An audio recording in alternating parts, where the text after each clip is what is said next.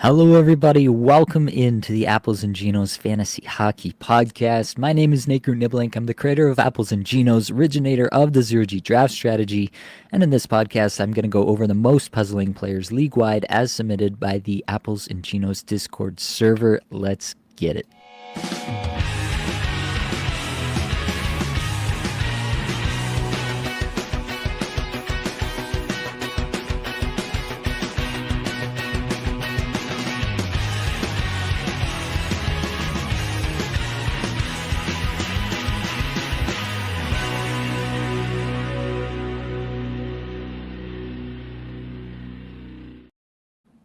All right, welcome on in, everybody.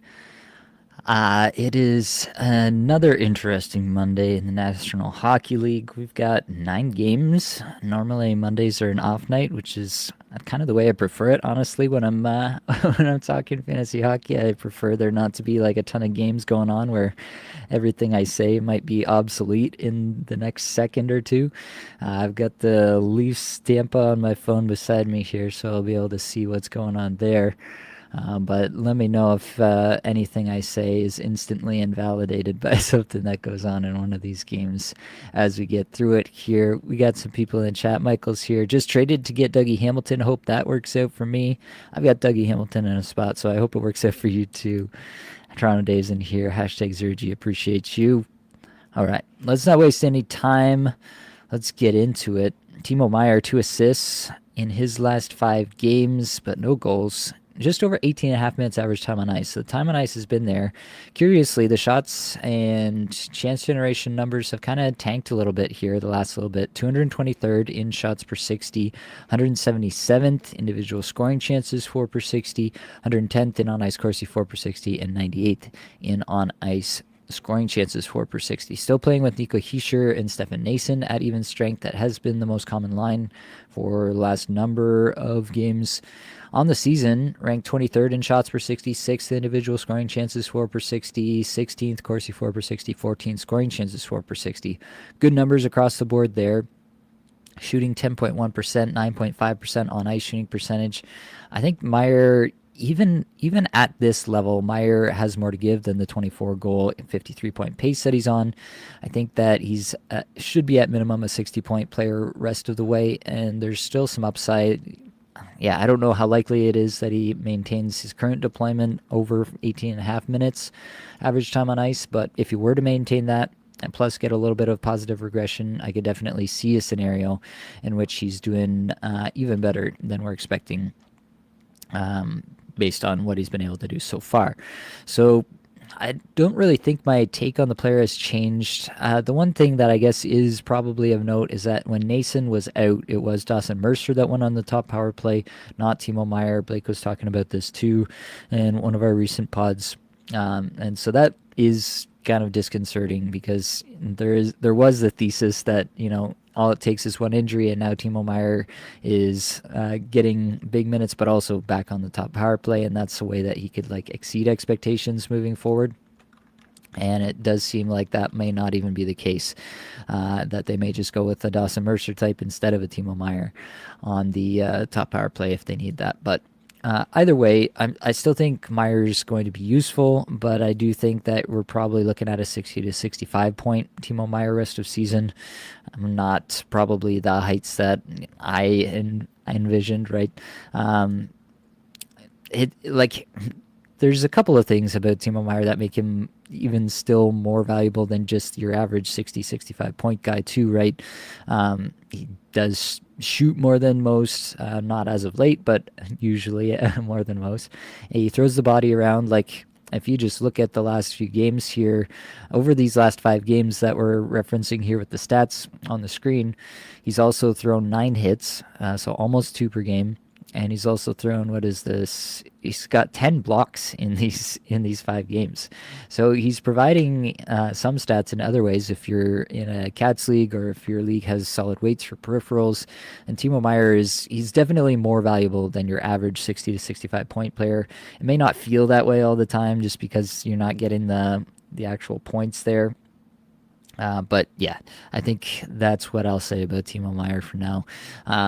the only real, I feel like, update compared to where I've been in the past with Timo Meier is that it doesn't look like he's necessarily the first choice for power play one if somebody comes off of that. Let's go back to the comments. Steve asks, hey, Nate, when Allmark comes back, I'll have to drop one. Drop Vejmelka, Ingram, or UPL. For me, it's definitely one of the Utah tandem, and which one will probably depend on whoever's performing at that exact moment. We got Ingram going here tonight. Who's Utah got tonight? Winnipeg. So that's a good test. Ingram had a good game against St. Louis, and they went right back to him with this start, which is interesting. Vejmelka has not had terrific starts the last couple of times out. Ingram gave them a good start. They went right back to Ingram. So it's definitely up for grabs in my view here. Thursday, Friday this week, you're obviously going to have one goalie on one end of that and one goalie on the other end of that back-to-back. But then the Sunday this week is still up for grabs as well. So if Ingram has a good start here today, there's a pretty good chance that he's getting 2 more starts the rest of this week, and then you'd be going with Ingram. You're basically just making a bet on volume as to which one to drop. But I definitely don't advocate holding on to both sides of the tandem, so you're going to be picking between one of the Utah players there. BBR, Timo has some added value in Bangers Cats also. Yeah, probably mentioned that right before I started talking about it. Michael, Drew Doughty is an error. Yeah, well, he doesn't have any points, but he was requested, so we are going to be talking about him here shortly. Drewski, having a horrible cupful year, Nate. I am sorry for your loss. That's tough, and sometimes it happens, right? There's a lot of luck elements to this game that we play.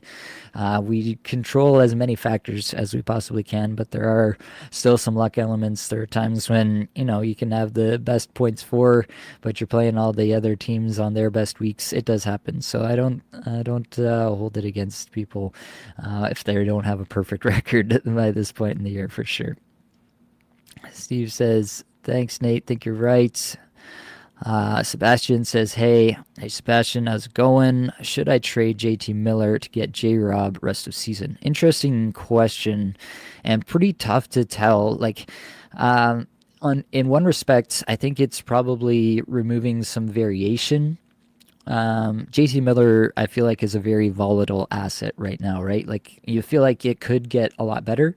JT Miller's ceiling this year might be higher than Jason Robertson's, but on the other hand, it also could be a situation where JT Miller goes to a new team and he just doesn't quite figure it out with the new team. They don't integrate him as well as they necessarily could. We see this a lot. Like, it is a bit of a crapshoot when players go to new teams, especially in season after the halfway point of the season, often around the trade deadline. Half of them blow up and they do awesome, and half of them they just can't get untracked in a new spot. And it's kind of hard to say if JT Miller would be the former or the latter at this point.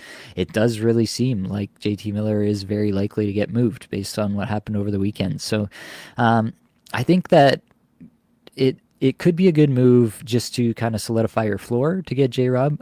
J-Rob feels like he has a solid floor, whereas JT Miller, it feels like we really don't know where the floor is right now. So from that perspective, I don't hate it. From an absolute ceiling perspective, especially if you're in a bangers league or if you have big hits weight, then JT Miller definitely is going to provide you more of that. But in a more kind of standard points setup, and I don't mind it getting J-Rob there. CG, best rest of season in 12-team points, Faber, OEL, Falk, or Riley? That is an interesting question. Honestly, I don't feel like I have a great answer to that. I'm going to just throw in a couple of those names to see what it looks like. I want to say Riley. That's what I want to say, just based on the fact that he's got the longest tenure there, but obviously he's not been getting power play. Ekman Larson has been just chucking pucks the last little bit, and so that's sometimes useful. All 3 of these points he's gotten the last 5 came in the same game against Montreal there on Saturday. I don't really feel like I have a strong take, quite honestly. I guess I guess I would go with Faber at this moment, but I really don't feel good about that. That's mostly about playoff schedule, if I'm being quite honest. CG says like and subscribe, everyone. Yes, please like the video. That does actually help, I'm told, with the algorithm, etc. Best content. Appreciate you. Riley just dropped in 12 team points worth a shot. No periffs. Yeah, I do think that Riley can be useful, especially as if you need a fourth defenseman or something like that. I do think there is some potential use there, but you're gonna have to realize that it's not going to be pretty. If he gets power play one, you shouldn't expect power play one. You should view that as a bonus, basically, is my take on Riley at this point.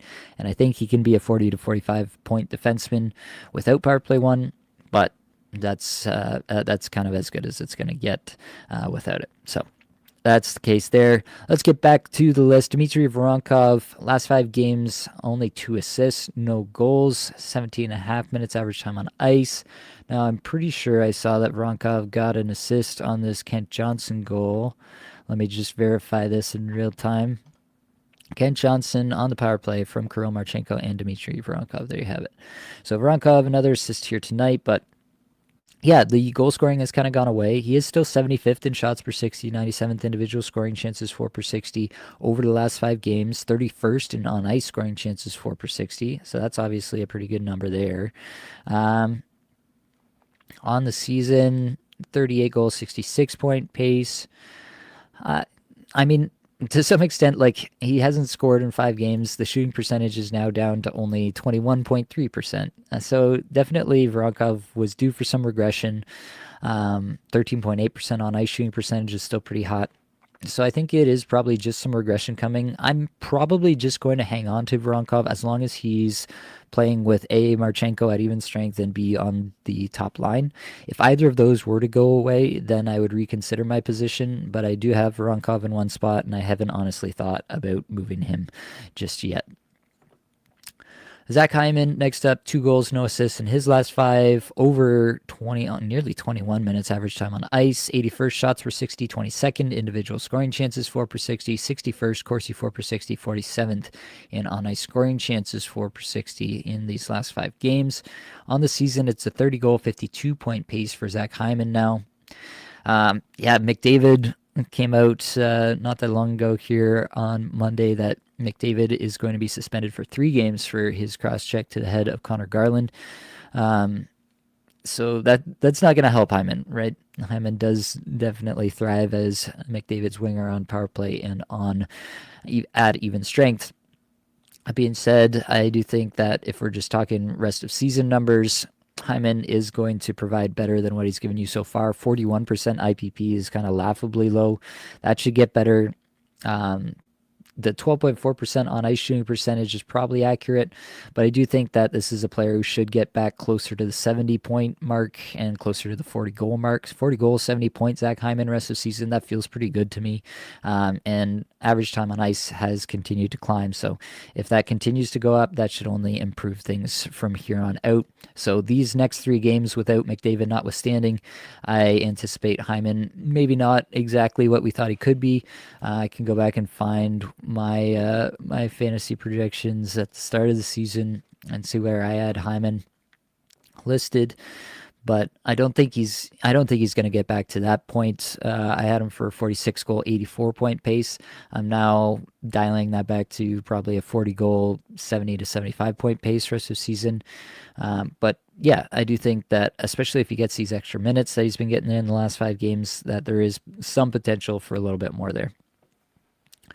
Next up, Mikhail Sergachev. Sergachev missing the game here again tonight. That'll be 2 straight, but only had 1 assist in the last 4. Before that, 24.5 minutes average time on ice, 105th amongst all defensemen shots per 60 in those 5 games, 56 individual scoring chances 4 per 60, 47th Corsi 4 per 60, 72nd on ice scoring chances 4 per 60. Nothing too crazy going on there.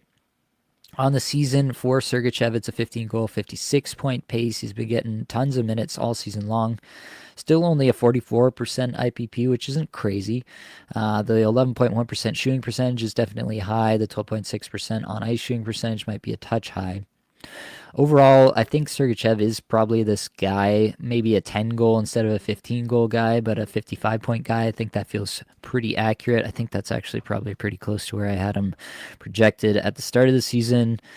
Yeah, 9 goals, 55 points is exactly what I had him projected for. He has been getting a little bit more minutes than what I projected, so he's at on the season, it's a 25-minute, 45-second average time on ice, where I had him for 24 and a half.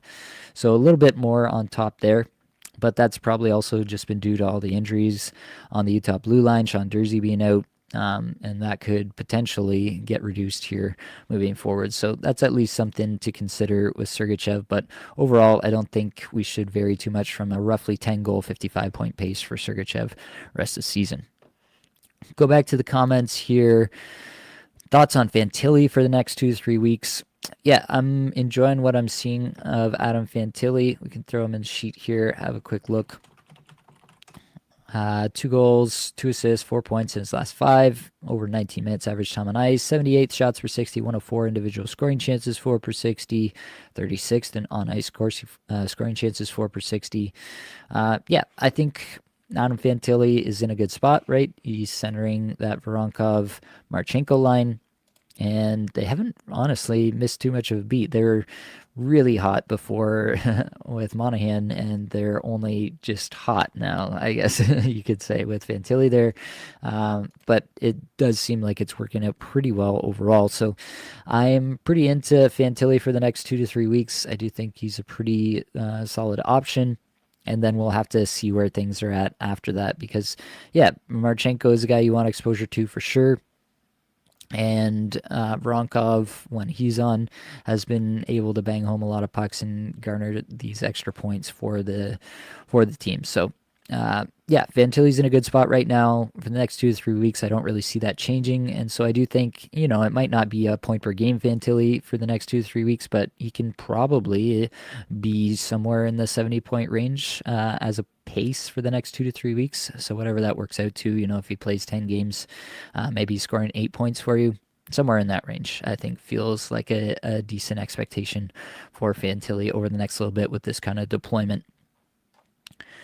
Dan asks, hey Nate, is Reinhart too big a reach in a trade for Morrissey? Other choices, J-Rob, 12-team points league. Thanks.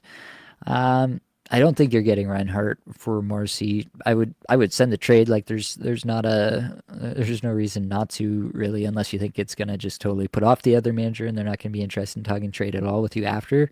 But I think that's a totally valid trade to offer. I doubt it goes through. The other choice is J-Rob. Yeah, to me, that is probably a fair valuation between Morrissey and J-Rob. I might slightly prefer J-Rob rest of season, but Morrissey is probably a little bit more sure of a thing. We've obviously seen J-Rob have some ups and downs so far this season. I guess what I would say is, do you need the left wing or do you need the defenseman more for your particular roster? And that can be a consideration. So yeah, if you're looking to just add points, then definitely don't mind it. Go into J-Rob for Morrissey. I do think Morrissey is a bit of a sell high. I think a lot of Winnipeg has been running on pretty extreme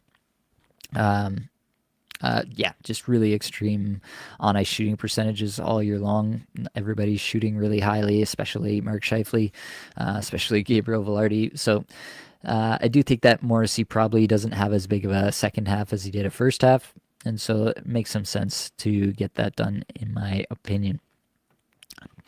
WMW Animations, desperate for center, wonder if Pinto's trending up. Yeah, Pinto's definitely been getting more minutes. Not necessarily the best line mates. He's been playing with Nick Cousins and Ridley Greek. That's definitely not who you want to see on your wings, but he's been getting tons of minutes, as you can see, almost 20 minutes a night. Does have 4 assists in the last 5 games. Had an 8-shot night randomly there on Saturday. I like Pinto, but yeah, it's going to be tough for him without power play one, without access to really good even strength line mates. That's going to be tough for him to really come through in any sort of major way. But I like the player. So check some practice lines. I haven't seen anything today. I guess I could just see if there's anything else going on. Yeah, it's back to Cousins, Grieg, and Pinto.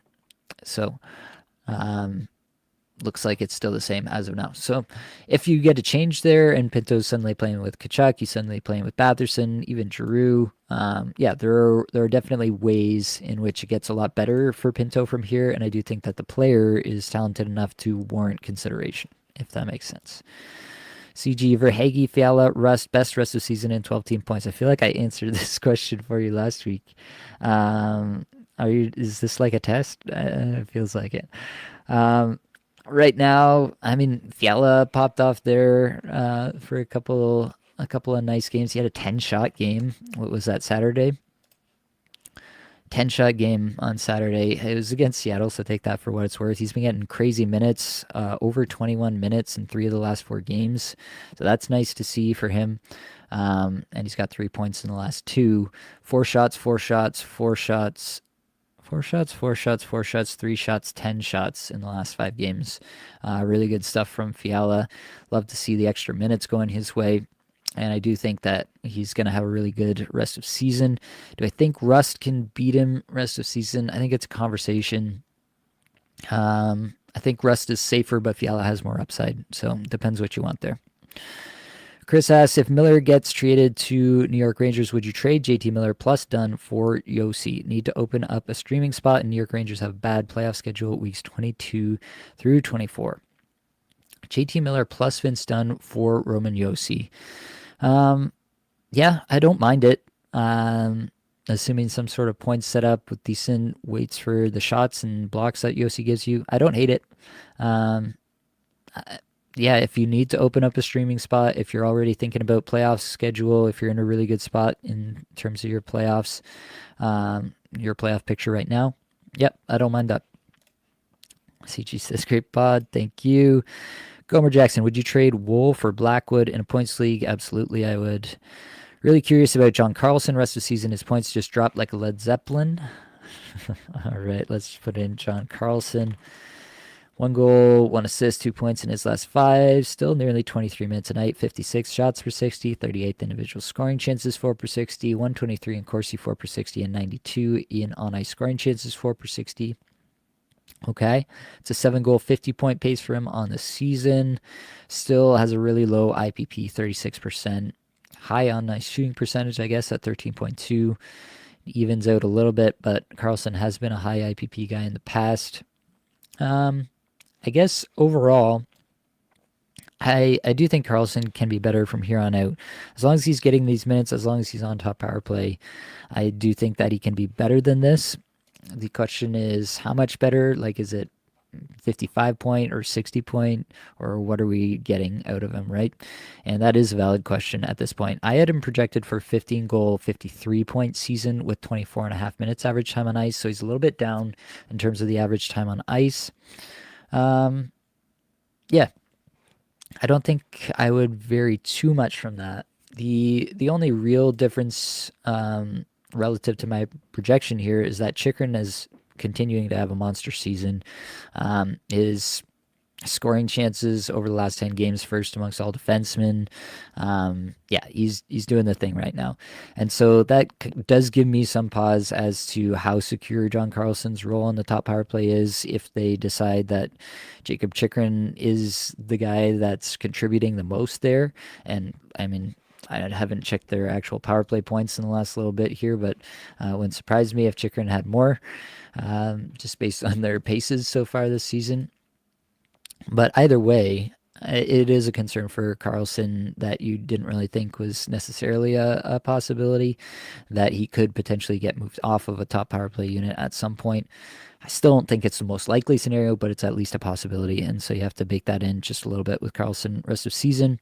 But if he maintains the current deployment, I do think he can be a little better than this current 50-point pace.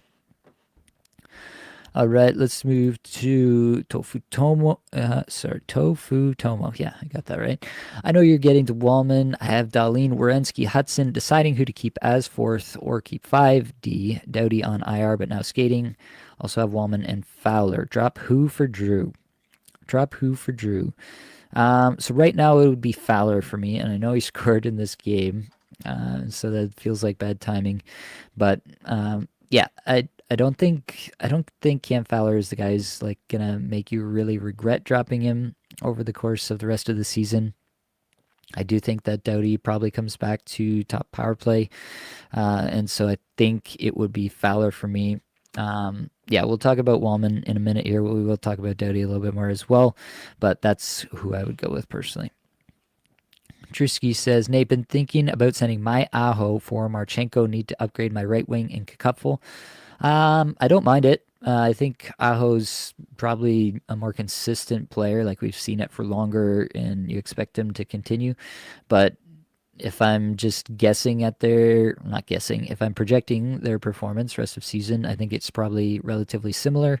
And so if you do need to open up some center, like obviously Aho center only, if you need to open up some center only stuff and get yourself more on the wings, then I can see it. I think they're yeah, in a similar tier for me right now in Kakufel scoring. So I think that makes sense for me. You rock, Nate. Thanks for the help. No problem. Thanks, Nate. No problem. All right. We're getting back to the list. Left off at Mikhail Sergachev. Let's talk about Matthew Knies. Knies has an assist in this game here, setting up Matthews in the neutral zone for him to go in and wrist 1-5 hole. Nice goal. But before this game, Knies only had 2 assists in his last 5.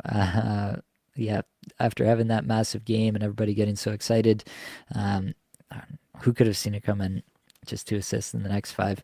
Either way, still getting close to 19 minutes a night. 312th in shots per 60 and 294th in individual scoring chances for per 60. And this is kind of the problem with Matthew Knies, is that he does kind of just go missing in terms of the chance generation. And so if he's going to do that from time to time and just completely rely on Matthews and Marner to do everything and just kind of be like, he's better than just a third wheel. Like he is contributing something of value to that line, but whether or not that's really going to show up for fantasy in a big way is definitely a question. On the season, he's on a 29 goal, 51 point pace. I think the point pace is probably relatively secure, but the 29 goal pace is coming via a 21.1% shooting percentage. I think that probably comes down. And so maybe he's more of a 20 to 25 goal, 50 point pace player rest of season, given the current deployment. Dougie Hamilton, next up. 1 goal, 1 assist, 2 points in his last 5, 19.5 minutes average time on ice, 104th in shots per 60, but 5th in individual scoring chances for per 60. 14th in on-ice scoring chances for per 60. That's a 10-goal, 49-point pace for Dougie Hamilton on the season. He is first or second in every metric that I like to look at amongst defensemen on the season. All the underlying stuff suggests that Dougie Hamilton is still terrific and in a terrific spot, but he currently has a 38% IPP, and that is really holding down his fantasy production, along with some reduced minutes from Sheldon Keefe in the last month or so. So, I mean, under the hood, everything looks terrific for Dougie Hamilton. So I can't really advocate for anything there. For a while there, when Luke Hughes was hot, I was starting to get worried that, Luke Hughes was just going to completely bump Dougie Hamilton off the top power play. Hughes has since quieted down, and that looks like less of a threat at the moment. But that specter still looms, right? That could happen at some point throughout the rest of the season. If I'm just evaluating the player Dougie Hamilton, I think that he probably deserves some better point select moving forward. And we should probably see him push closer to a 60-point pace, even with the reduced minutes. He should be somewhere in that range.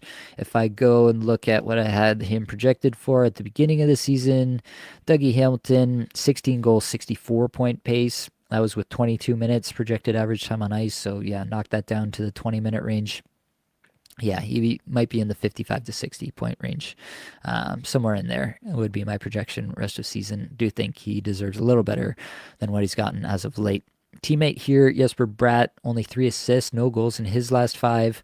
still skating close to 21 minutes a night, 225th in shots per 60, and 110th in individual scoring chances, 4 per 60. Still good on ice numbers. But yeah, Bratt had been shooting a lot more earlier in the season, and that seemed to taper off as the season has worn on. And that part is a little disappointing. We're hoping that there was, just another step for Jesper Bratt. 25 goal, 87 point pace on the season now for him. 74% IPP, 13.8% shooting percentage, 12.5% on ice shooting percentage. I don't think that's too far off from what we can expect from him rest of season. I had him for a 33 goal, 85 point pace. So yeah, I think we're right in the wheelhouse here in terms of what Jesper Bratt is doing on as a season long pace. Maybe he deserves a few more goals. But he also has to shoot a little bit more. He hasn't been doing that as of late. So, yeah, I don't love the recent lack of production or the recent lack of shots that he's been, I guess, not providing as fantasy managers. But it's still a really, really talented player in a really, really good spot for fantasy production. It's just a little cold at the moment. I'm not reading too much into it. JJ Peterka, 2 assists his last 5. 17 and a half minutes average time on ice, 148 shots per 60, 222nd individual scoring chances, 4 per 60. Don't believe there was anything in this game. It was a 6-4 Seattle win over Buffalo. Did JJ Peterka get anything? Nothing. Yeah, it's a tough spot to be in. It's also... he was playing with Dylan Cousins and Alex Tuck, which is a little bit of an odd line. They've moved some stuff around. Ryan McLeod out of the lineup, and that made some changes to the lineup. I still believe in this player, but it's definitely been a tough season for Peterka. He's still, in terms of the season-long pace, it's a 19-goal, 60-point pace for Peterka. But it really does seem like Ruff no longer thinks that he should play with Tage Thompson at even strength, which is a little bit baffling in my mind. But it is what it is. You can't sway the coach one way or the other, I guess. So yeah, in terms of looking forward, what do we expect from Peterka? Given the current deployment, I don't think you're expecting much more than a 50 to 55 point pace rest of season. He can definitely do better than that with better deployment, with exposure to Tage Thompson at even strength, but it's looking less and less likely as these games wear on and he's maintaining just the second line kind of usage that he's going to get that Tage exposure for the rest of the season. So that's where I'm at on Peterka. All right, back to the comments. Dahlin, Walman, Dobson, and Parayko. Would you drop any of them to pick up Doughty? I would want to know that Doughty is getting top power play before dropping one of them. If I were to drop one of them, I would probably be Parayko, unless you have really crazy blocks weight in your league. PB Stars, would you rather have Peterka or Zucker? At the moment, I think you have to go with Zucker, but JJ Peterka is a much more talented player in my mind, but Zucker is line 1, power play 1, and has been for over a month now, I think. I think you just have to take the deployment in that particular case. So that's where I'm at on that. Scott says, love the channel. What do you think of this trade, Svech and Stammy for Barzal and Hedman, Bangers Cats League? Could swap out Svech with Meier. That's an interesting question. I think so. Svech and Meier are both obviously Bangers kind of guys. Meier shoots a little bit more, but definitely comparable. Yeah, I don't know if I have a strong take. I think I would probably rather trade away Meier than Svech, but it is very close. And then Stamkos and getting back Barzal and Hedman. Barzal has less...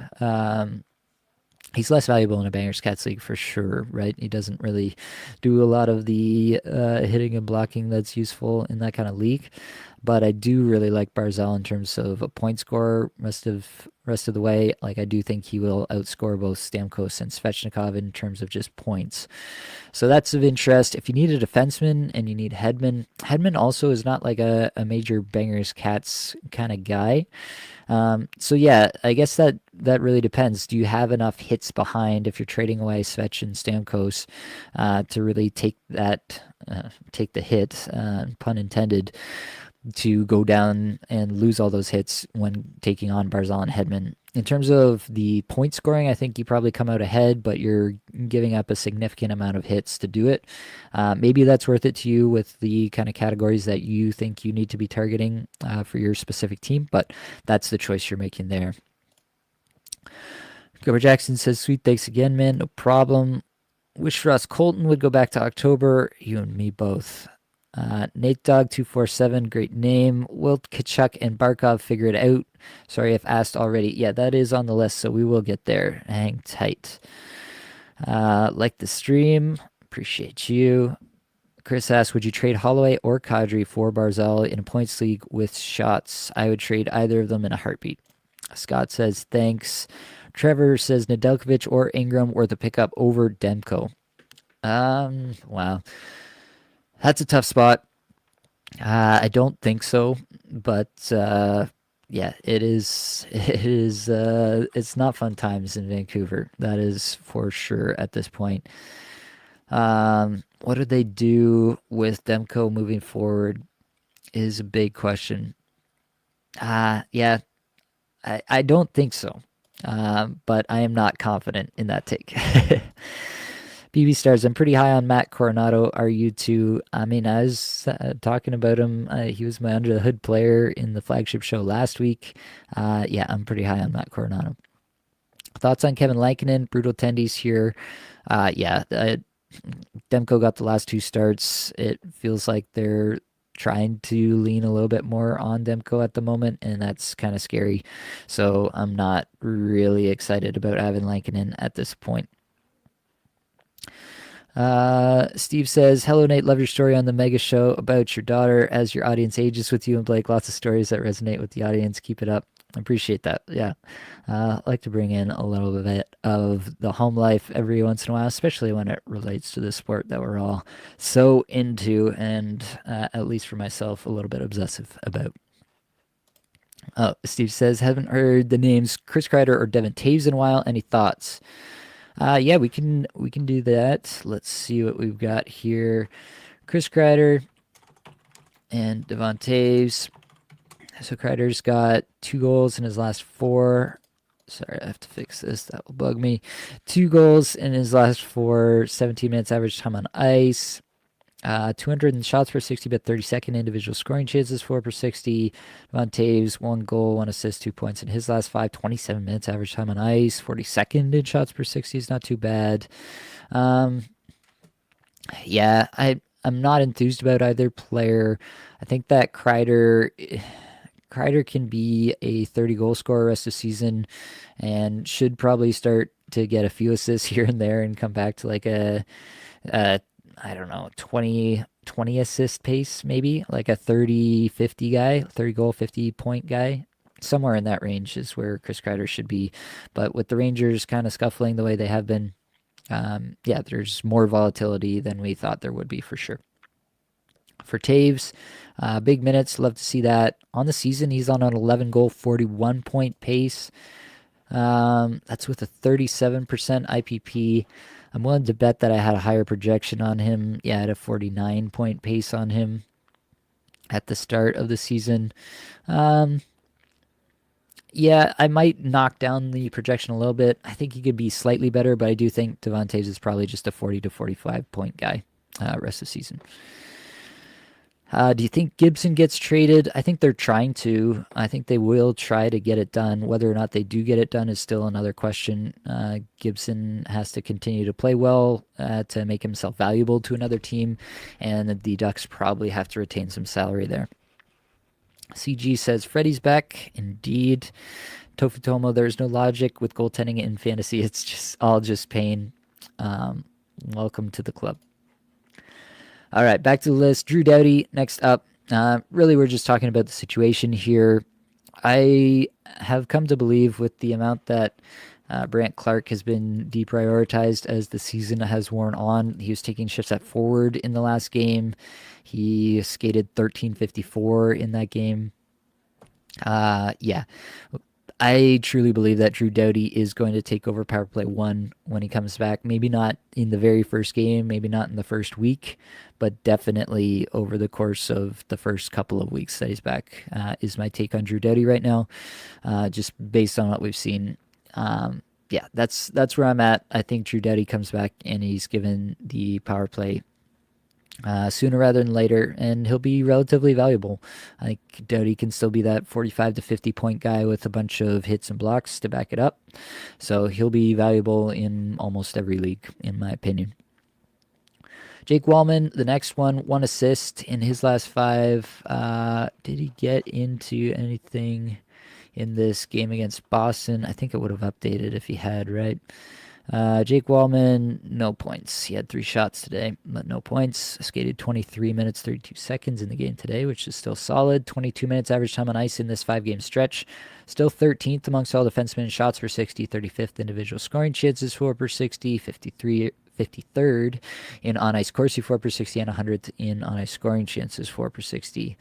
On the season, he's still got an 11-goal, 59-point pace. Obviously, he's missed some time, so he's not going to pace for that anymore, but as an 82-game pace, that's where he's at. The IPP is still really high here. I think that comes down. He's never really been a big IPP guy before. I don't really think that he's going to be. I really think this is just some negative regression coming for Jake Walman at this point that he was more than overdue for.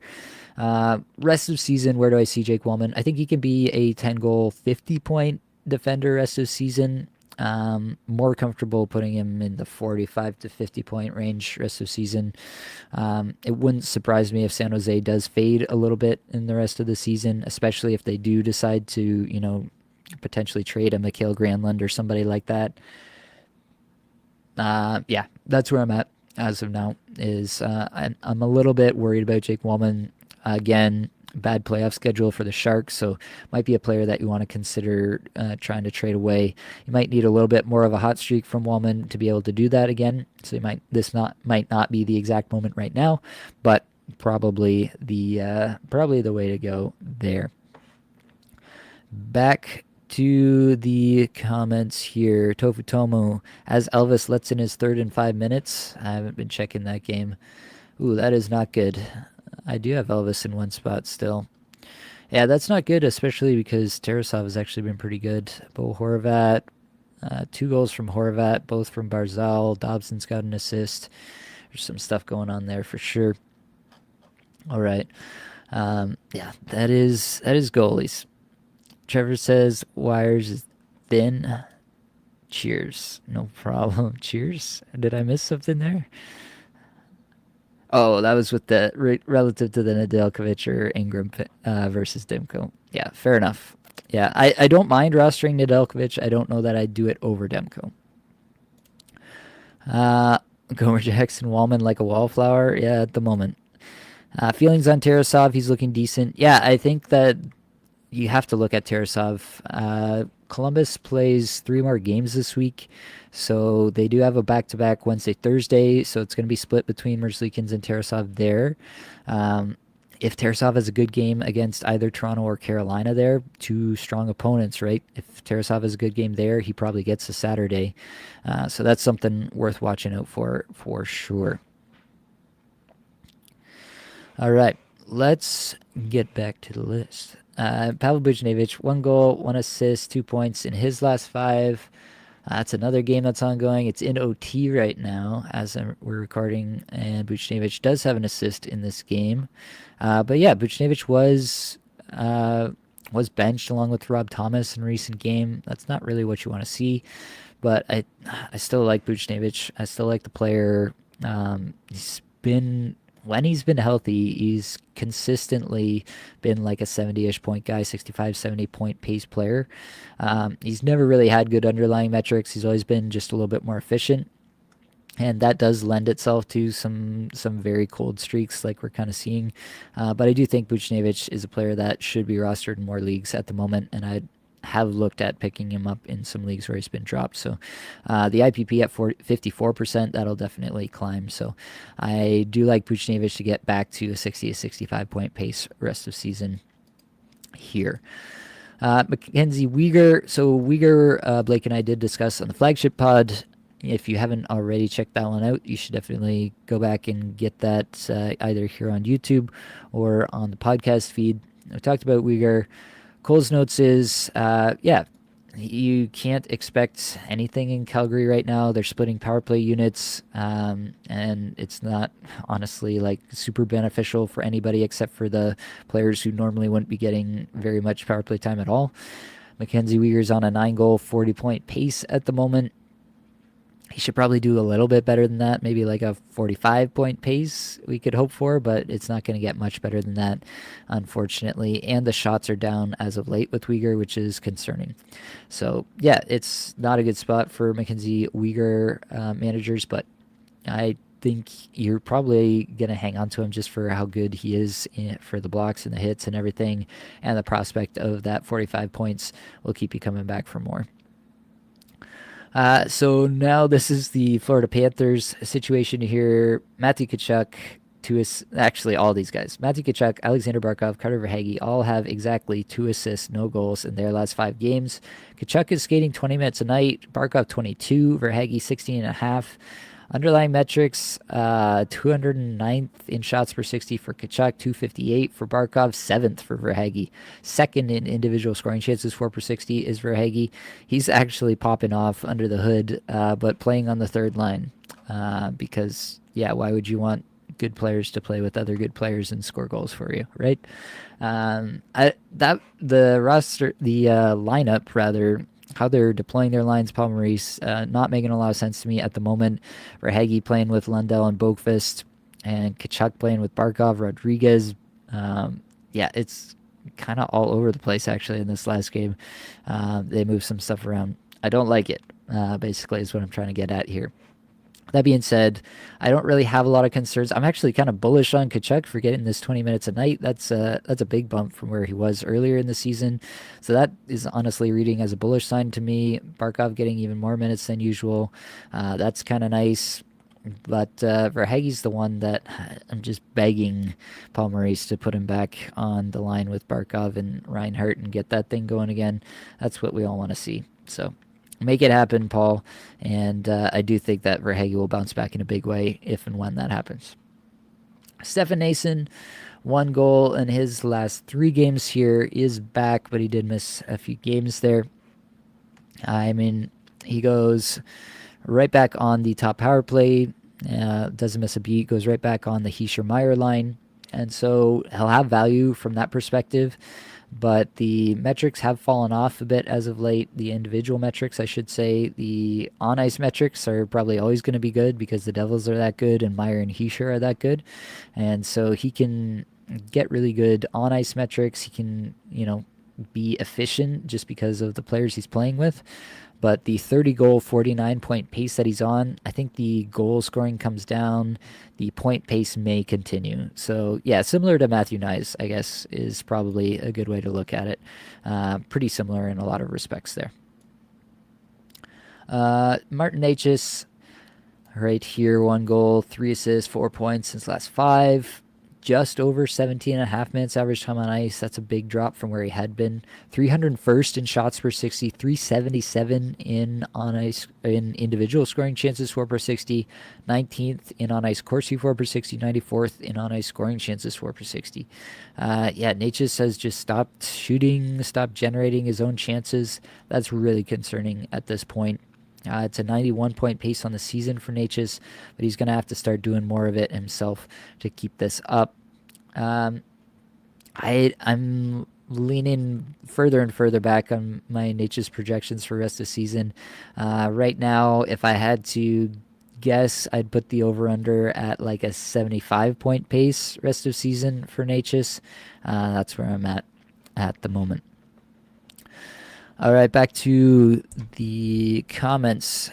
WMW Animations. Your summer series with Nate was a blast to listen to, where you review each team in depth. Enjoyed listening on bike rides and recommend other A&G folks listen this upcoming year. Appreciate that. That's our kind of projections series that we do.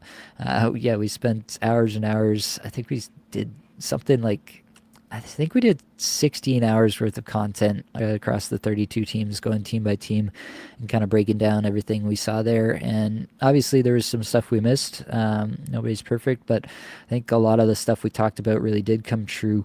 It's reflected in our fantasy guide as well that we put out.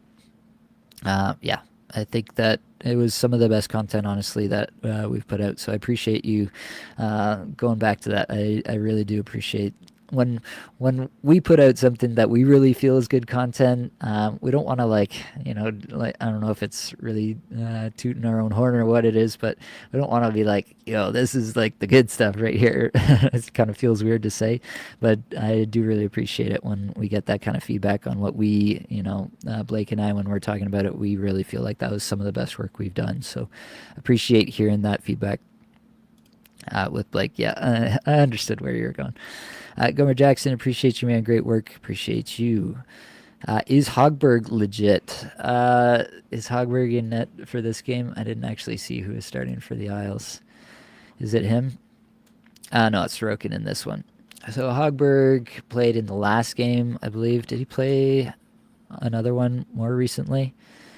So, oh yeah, that's right. He did. Yeah, so the last 3 starts that Hogberg's had have been quite good. Only 1 goal against in each of them. So yeah, I mean, he also, like, the last one was against San Jose, so that wasn't like the most difficult opponent either. The other one was against Ottawa, which hasn't been a great team as of late in terms of goal scoring. I don't want to like get too excited about it, but yeah, I think that the Islanders are playing well right now. You're seeing it again in this game against Columbus at the moment. And so I do think that it could be a good situation for goalies. They might try to keep Sorokin a little bit more fresh rest of season. That being said, it's a bloodbath in the East right now, and the Islanders need those W's. So they may find themselves feeling like they have to lean on Sorokin. I don't think you are really looking at Hogberg as anything more than like a spot stream. But yeah, it's maybe a spot stream that you're a little bit more interested in now than you would have been before. BB Star, sorry Nate, but I'm not sure I followed. What's your stance on Barkov? His metrics are pretty poor. Is this just a bad stretch?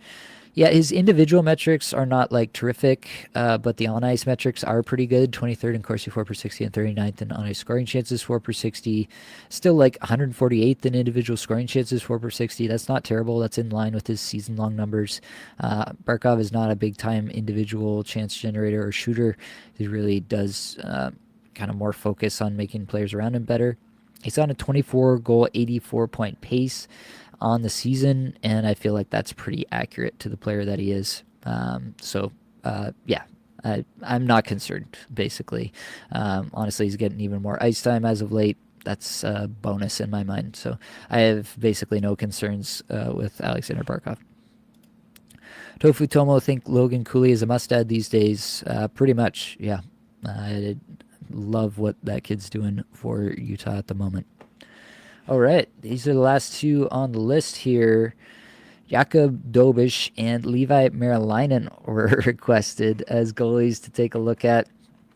It's definitely interesting. Dobish has not been beaten in his 5 starts since joining the Montreal Canadiens. That being said, it's still not clear what Montreal is trying to do with this with these goaltenders, right? It seemed like they're trying to still make Montembeault at least a 55% kind of goaltender. He got back-to-back starts against Dallas and Utah. Then they went back to Dobish. Then they went back to Montembeault. Montembeault got lit up, and it was a back-to-back. So Dobish goes in against the Rangers, gets the W, allowing 4 goals. In his five starts, he's won all 5, as I mentioned, and he's got a .940 save percentage. So that obviously looks good. Obviously, I don't think that's going to continue. Pretty interested to see who they're going to start in this game against Tampa on Tuesday. That's if this is Dobish, if they do go to Dobish for this one, then I would have some interest. It wouldn't be the first time. Think about what, this is going back a little bit, but think about what Andrew Hammond did for the Ottawa Senators. Came out of nowhere and was lights out for a bit. Wouldn't be the most shocking thing in the world if Dobish just has kind of like a Cinderella run here in the back half of the season. I'm always looking for the goaltenders who emerge like this. So, do I think that that's the most likely scenario, that Dobish is suddenly the second coming of Hasek? No. But am I willing to give it a shot, especially if Montreal in general is going to give him more starts and actually start to prioritize him over Montembeault? Absolutely, I'm interested in that. And then Levi Merilainen, I mean, Allmark is almost back, and Allmark has that massive contract. Allmark was playing terrific before he was injured. I think really Merilainen has just been what they needed to like get a few W's here and there in some low-scoring games. But yeah, I'm not really thinking that Maryline is going to be much of anything as soon as Allmark is back. So maybe you've got one more week here. Allmark is traveling with the team, but we're not sure if he's actually going to play at any point this week. So yeah, you might get a start or two more out of Maryline this week, although Forsberg did actually get the W and only allowed one goal against New Jersey there. So he's still got an internal battle with Forsberg, and then with Allmark coming back, I think Maryline goes the way of the Dodo Bird. BB Stars saying thanks, and Chris saying, do you consider Monty just a streamer at the moment, being offered him in trades, but I don't want to give up too much? I'm going to assume that you're talking about Brandon Montour, and you can confirm there, but if you're talking about Brandon Montour, yeah, not much more. Blake and I talked about Montour, probably 40, 45-point player rest of the season. You're definitely hoping for more out of him, but I don't think you can reasonably expect it, just given what we're seeing out of Seattle and the fact that Vince Dunn is, Vince Dunn has taken up a lot of that time and playing really well. So that's what I take. Oh, so you're talking about Montembeault. Okay. The Montreal goaltender. Yeah, so Montembeault is really just a streamer, especially if Dobish is actually going to outplay him. So that's where I'm at with that. Tofu Tomo, I know they're a pain, but I love more goalie content. I haven't won a goalie cat in weeks. We can try to figure out a way to maybe incorporate it here in Puzzling Players or something. But yeah, sometimes I guess with the waiver wire show, we're kind of rushing through the goaltenders a little bit too much. But yeah, really, I guess I've said this before, but the kind of heuristic that I'm applying to goaltenders is I'm really just looking for goaltenders that are going to give me 2 starts in the upcoming week. I'm looking for that volume. And then of those 2 starts, I'm trying to project those couple of starts and figure out which goaltender I think is going to give me the best chance to win both of those, just based on opponents, how the opponents are playing, how his team is playing. You kind of take it from there. That's basically how I evaluate goaltenders. They need to give me some sort of volume. I mean, in a Cats league where you have, if you have goals against average and save percentage and only wins or something like that, like you have 3 categories and 2 of them are rate stats, then maybe you want to just look at one of these more backup or 1B goaltenders on a really good team, like a Charlie Lindgren, maybe something along those lines. That could be a route you could go and kind of forego the volume, but try to compete on the goals against average and save percentage. That is sometimes a route you can go. So there are some different ways to do it depending on points versus cats and stuff like that. But I appreciate the feedback there. All right. I think that we've reached the end of everything here. So I appreciate everybody stopping by. Click the link in the description. Join the Apples and Geos Discord. One more comment. We'll throw this in here. PB Stars, do you believe in reading the tea leaves and goals saved above expected, etc.? I don't think that the commonly available data is really worth looking at, to be quite honest. I think it's descriptive of what has happened, but I think so much changes about goaltender performance from week to week and month to month that it's not really predictive of what will happen next. So that's where I'm at with that. I don't think I think there probably is some data. You hear when Blake has done these episodes with Kevin Woodley has some pretty detailed and very, very interesting data that seems to have a little bit more predictive power. But the stuff that's commonly available, I honestly from all the studies and all the practical application that I've had, I honestly don't think it's worth using, and that's not how I go about it anyway. So that's that. All right, Toronto just scored. Seems like a good place to leave it. So I do appreciate everyone stopping by, but that's going to be all that I've got for this episode. Hopefully it brought you some value, helped you get a little bit better at fantasy hockey today. All these advanced stats you heard today came from Natural Stat Trick, terrific free resource. Many thanks to the band. They're there for supplying music for the podcast. Be sure to check out their Spotify as well. That's it, folks. Much love.